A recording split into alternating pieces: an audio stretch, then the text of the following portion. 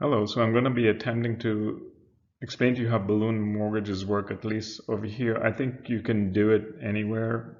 It's just a concept, and you could do it in any country, I'm sure, because if you record it, and the buyer agrees, that's fine.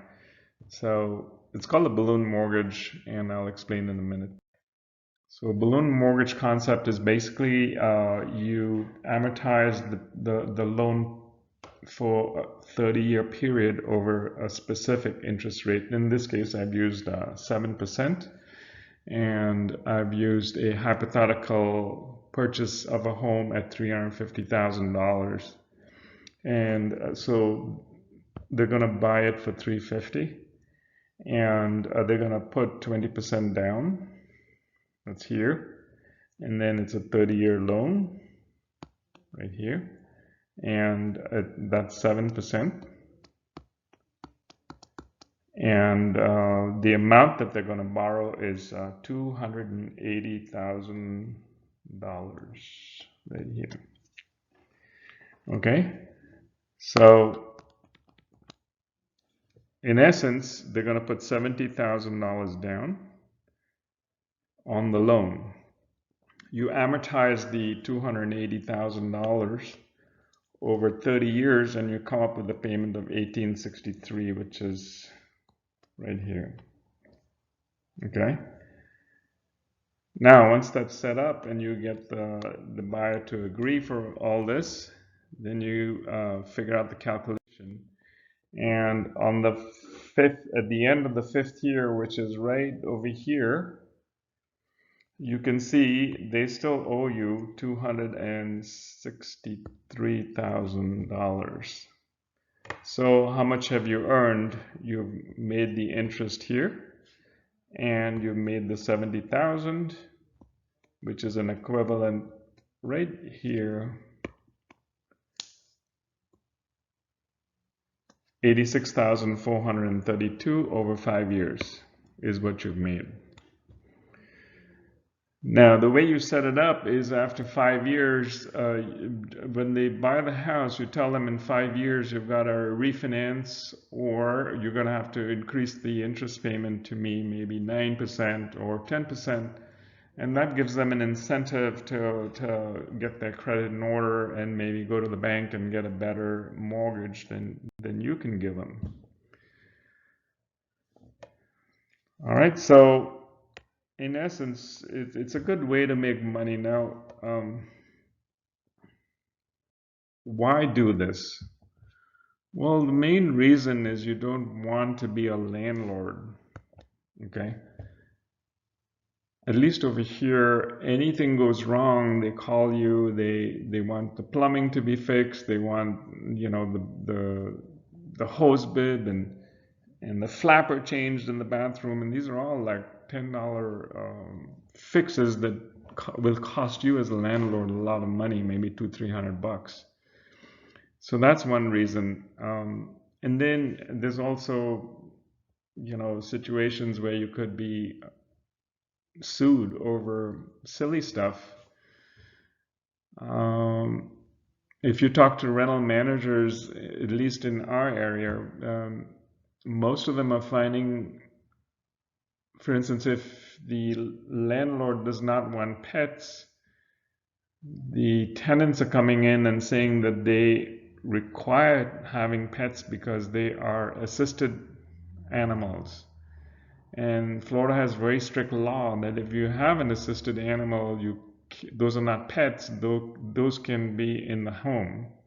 And a lot of them get fake doctor's notes, and they put these animals in the home. So in essence, if you deny these people a tenancy, they can certainly sue you. So that's one instance. So you want to take away that landlord-tenancy relationship and give them the ownership of the place. And then just own a mortgage. Then the owner of the home comes to you and says, suppose they know that you have a lot of cash or you're able to lend them money, and they say to you, can you lend me some money against my home or against my apartment? And then you do these things with, but you set it up in such a way that you're fair to them, as well as if they don't pay you back, you will gain rights on the property and you will take ownership of that property. It might be a great situation if there are no kids involved, if these people don't have any kids, or if it's a single person who doesn't have any lineage attached to them. Automatically these things will come back into your portfolio over a long period of time. If you want to sell a piece of property at the bubble, at the height of the market, this is a great way to do it, because what happens is, just say, over time the price has gone up and it's gone up to 350. And you feel like that's a little overpriced in your budget. The price should be somewhere around, I don't know, 275 or so. You can do these notes. The chances are this person will probably default on the loan after so many years. And then you get all that money that they've paid you up front, and you get the interest of all those interest payments that maybe accumulated up to 16,000. And then what you do is you take back the property and you do the loan again for somebody else. Used cars over here have very, very they're notorious for doing these things. They call them what do they pay here something, buy here, pay here, sorry. And what they do is they say every week you come and pay $100 towards the car, and you don't pay any down payment, and you own the car technically, but as soon as you stop making payments, they take back the car. And then they do it again, and they take a down payment of $500, and they keep doing it, and they make a good money on these transactions. So you could also do this with an apartment. If you feel the apartment's gone up too much in value, you write a note to the tenant and say that over 5 years you pay me this balloon payment, and if they default, then you basically start eviction. And you get them out of there and you redo it. Okay? Now, one thing I want to specify is to know the law. Titles, mortgages, every country is so different. And the concepts are the same, but the way things are recorded is very different. So you definitely want to record your mortgage in any, for instance, over here, if you were to own a piece of property and you mortgage it to somebody, you want to record that in the county that the property exists.